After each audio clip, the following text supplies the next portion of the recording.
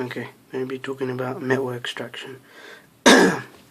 So, in the earth there's something called an ore. An ore is basically a rock with enough metal to make it worthwhile extracting the metal from it.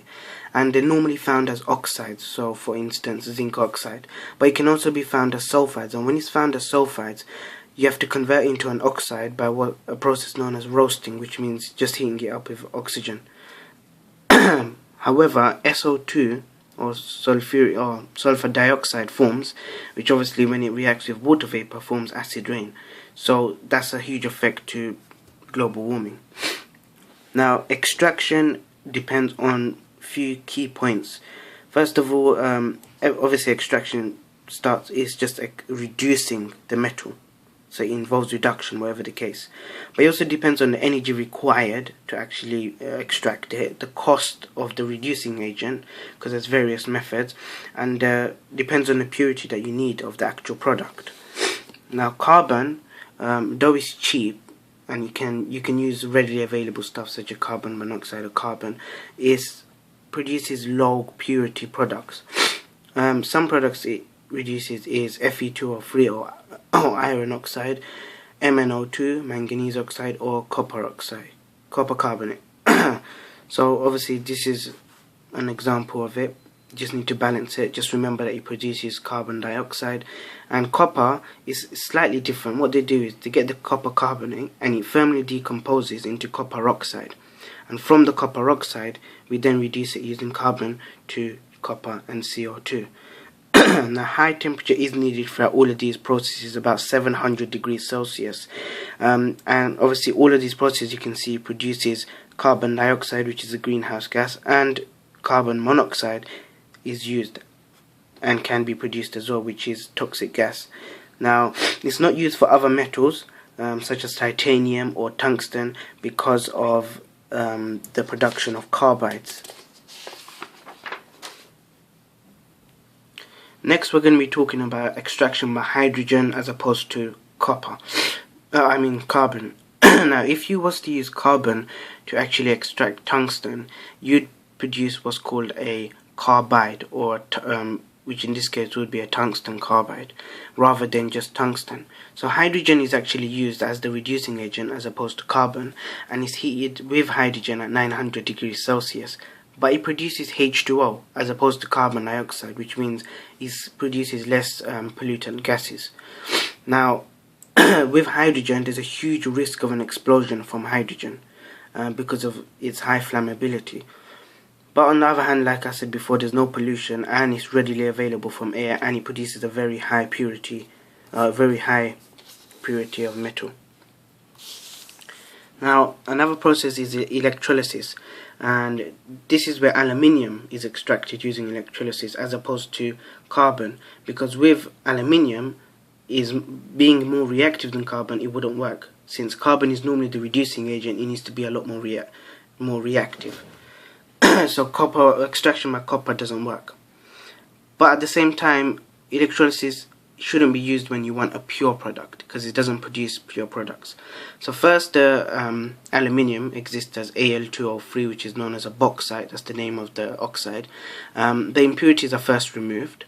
Then it's mixed with cryolite, which lowers its melting point, increases its conductivity, which obviously we're going to need for electrolysis, and at the end therefore reducing the working cost, because if it's more conductive then it saves time, and if it's lower melting point it saves the amount of energy needed.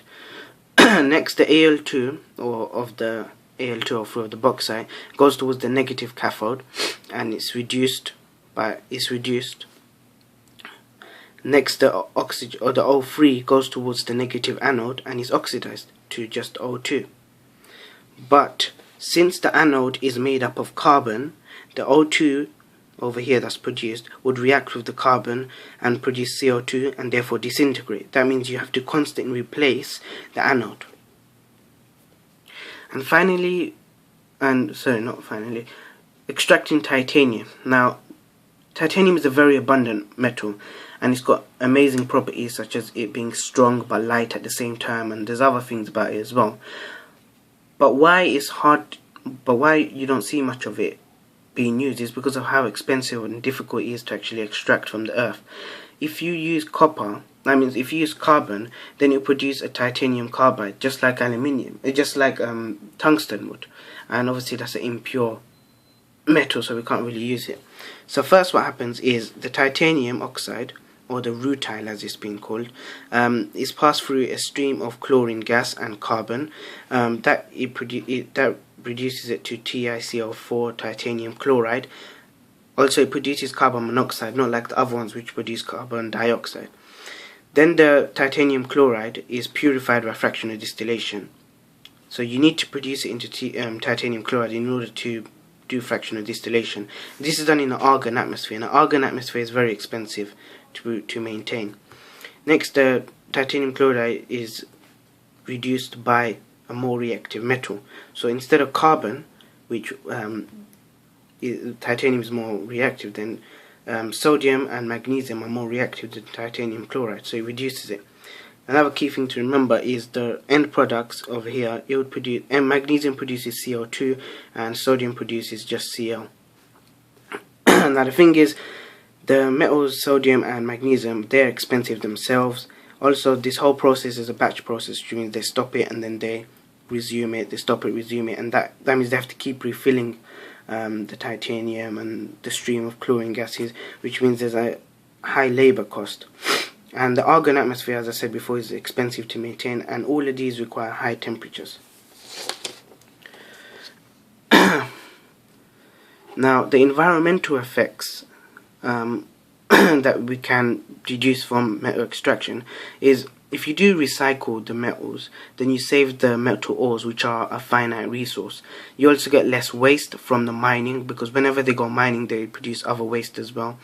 And it saves energy, because less energy is needed to get the metal from recycling than actually extracting it. Therefore, less waste goes to the landfill and less CO2, which means less effect to global warming. However, it's very hard and expensive to actually sort out those metals from other waste, from like domestic waste, and most of the time these metals are impure. Also, the transporting cost of getting it from there to the factory and then reproducing it, etc. Now, scrap iron can displace copper ions to get solid copper metal, and it can be formed from a low grade of copper, and you can use a low grade of iron, so less waste of basically scrap iron.